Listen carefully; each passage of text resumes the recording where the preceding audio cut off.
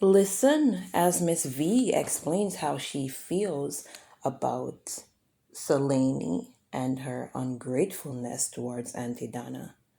No, the Bible says to love your enemies, do good, and to lend, expecting nothing in return, and your reward shall be great.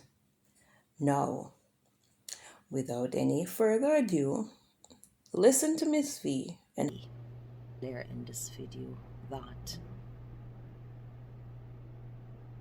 Solaine, mentally challenged or otherwise, in my book, is an ungrateful human being. That's how I see her. Very ungrateful.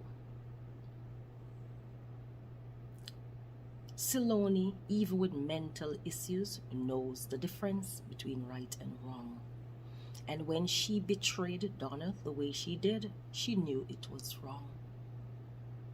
And that was ungrateful behaviors. That was ingratitude. She knew what she was doing and saying was entirely wrong, but she did it nonetheless. In my mind, anyone who comes along with the right money and the right conversation can get her to swing left or to swing right. One of the things that I see is plaguing